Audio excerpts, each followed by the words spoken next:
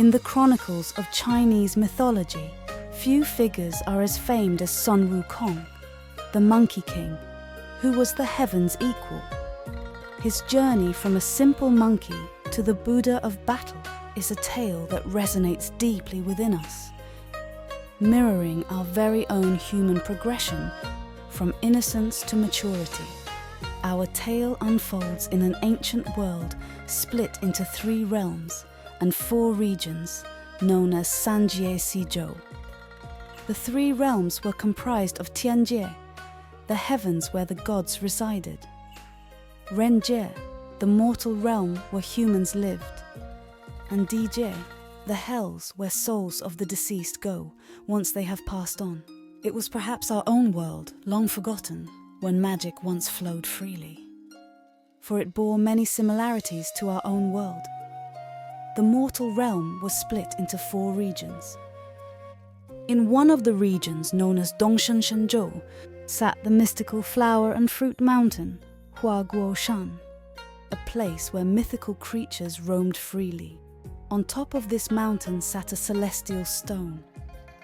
Bathed in the essences of heaven and earth, this stone eventually bore life within it, and one day gave birth to a monkey whose eyes initially blazed with a golden light that was like a beacon to the heavens.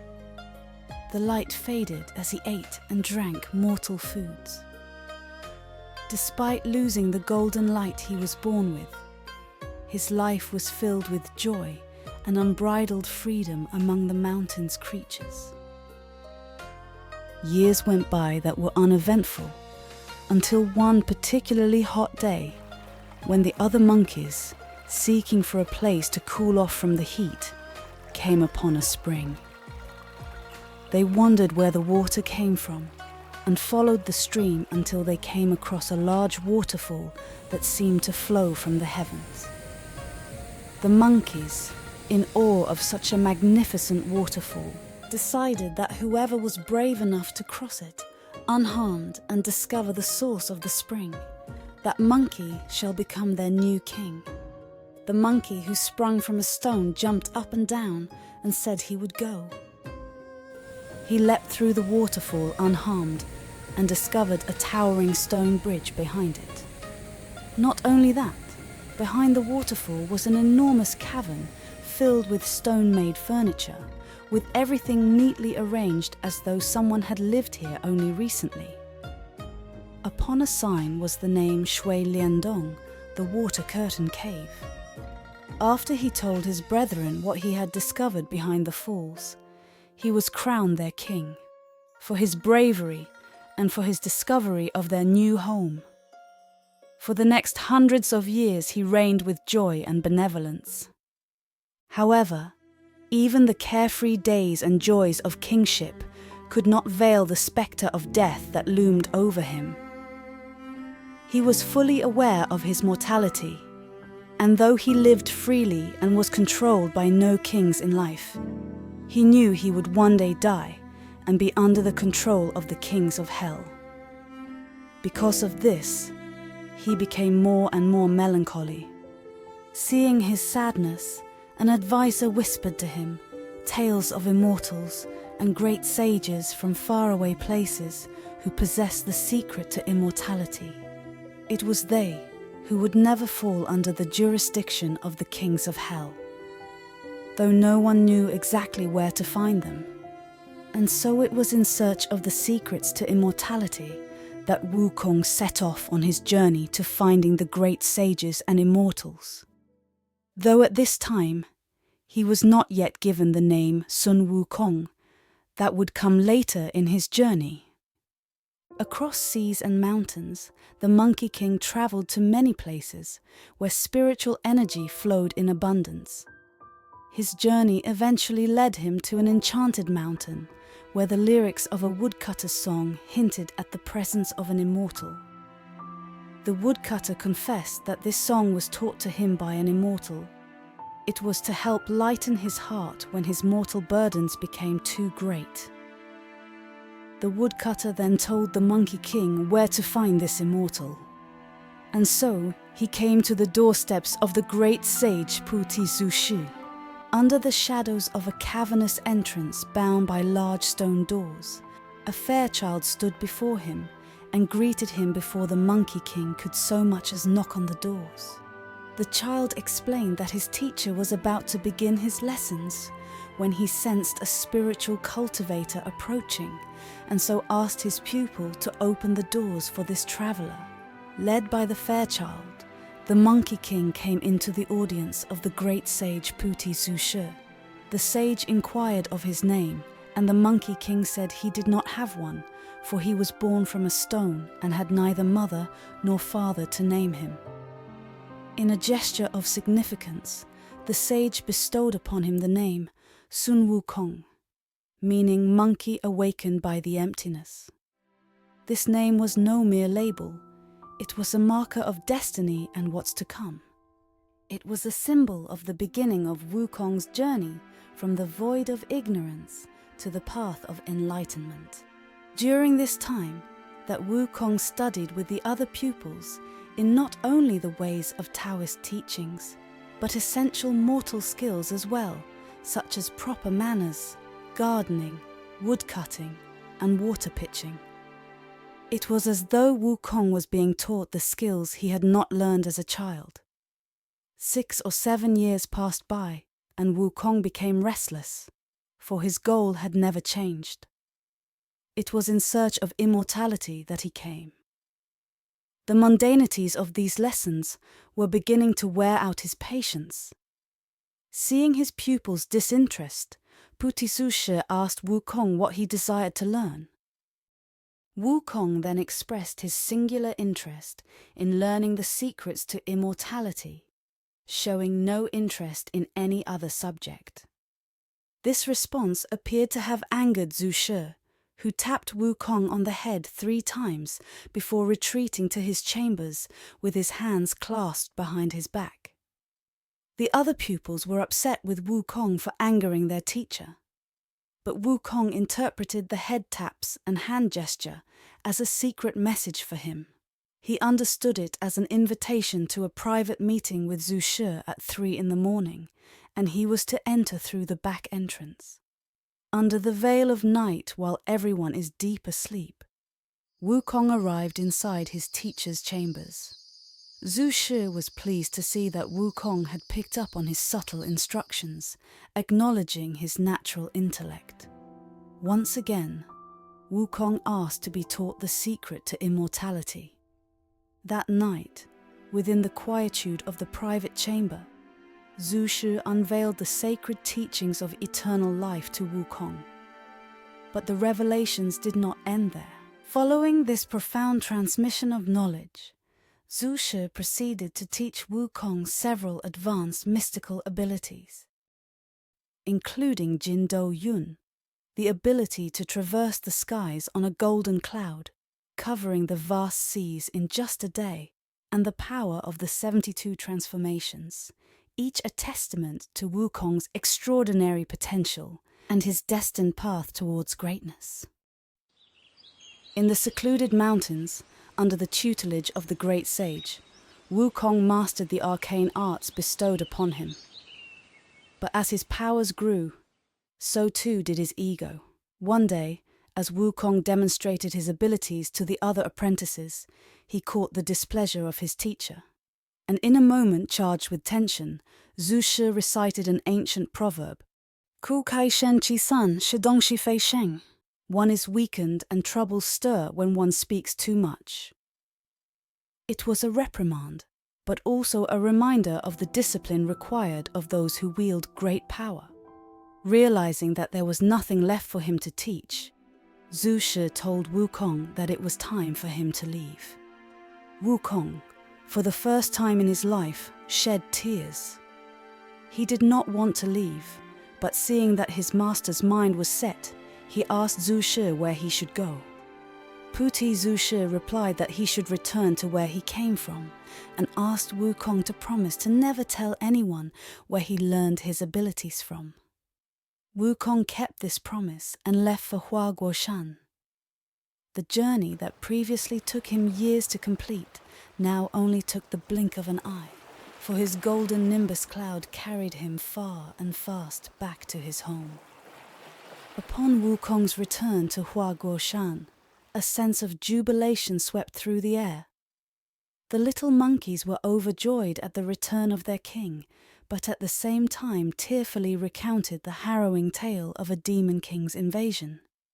He called himself the Demon King of Confusion, Wang, and no one had ever seen his true form, for he materialized as clouds and vanished into mists, and was even capable of manifesting as thunder and lightning.